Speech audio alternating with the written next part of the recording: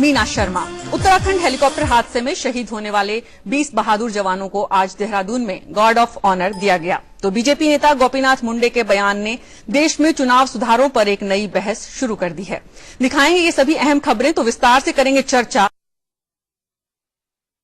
आंकड़ों पर, जिनके मुताबिक देश भर में दिल्ली उन शहरों में है जहां कामकाजी महिलाओं की संख्या सबसे कम है। लेकिन सबसे पहले research Alka Lamba, chairperson Go India Foundation, आप दोनों का बहुत बहुत स्वागत है। सबसे पहले रंजना जी आपके पास से आना चाहूंगी। मुख्यमंत्री जो दलील दे रही है कि समय बदलेगा, सोच बदलेगी, तब ये आंकड़े भी बदलेंगे, तब तक इंतजार करना चाहिए।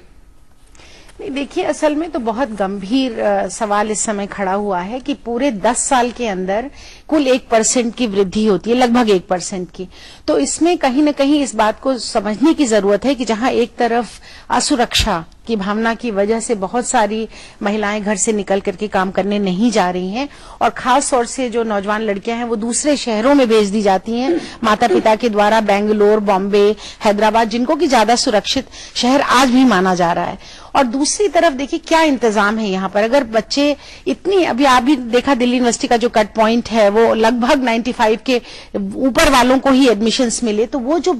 ब्रिलियंट माइंड है वो कहाँ जा रहा है, और फिर उसके आगे जाके क्या ट्रेनिंग हो रही है। खासतौर से जो स्किल डेवलपमेंट है, वोकेशनल ट्रेनिंग है, उसके आप कितने सेंटर्स आप गिन सकती हैं दिल्ली में, गिने चुने सेंटर हैं। जानना चाहेंगे कि एक दशक पहले के और अभी के हालात में, क्योंकि आपने उस वक्त को देखा है, लेकिन अलका के लिए ये वक्त, इस वक्त जिस तरह से बात हो रही है, बहस हो रही है, दिल्ली की स्थिति इतनी खराब बाकी सारे देश के मेट्रोपॉलिटन से, क्या वजह मानती हैं अलका? देखिए, मैं खुद इन 10 सालों में अगर आप कहेंगे तो मैं उसी जनरेशन के साथ बड़ी हुई हूं, और इन 10 सालों के आज कगार पे पहुंच के जब पीछे 10 साल देखती हूं तो 1% लोग, उसके लिए मेरी बहुत लोगों से बात भी हुई जब ये सर्वे हमारे सामने आया, जो मेरे लिए भी बहुत ज्यादा चौंकाने वाला था कि भारत की राजधानी दिल्ली, जिसमें हम लोग कहते हैं कि सबसे ज्यादा एक जागरूक, पढ़े लिखे और महिलाओं की हम लोग अगर बात करते हैं, तो कारण मैंने जब खोजा तो सबसे पहला कारण तो यही महिलाओं में लगा कि असुरक्षा की एक भावना जो थी कि घर से बाहर जाना और काम करना एक सबसे बड़ी चुनौती, की सुरक्षा से कोई अपने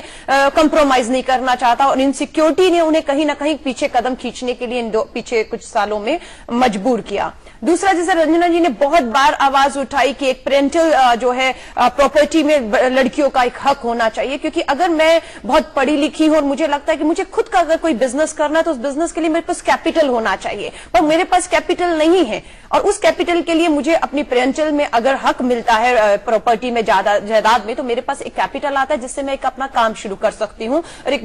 एंटरप्रेन्योर बिजनेस के तौर पर मैं आगे बढ़ा सकती हूँ। दूसरा, टेक्निकल एजुकेशन, आपने बात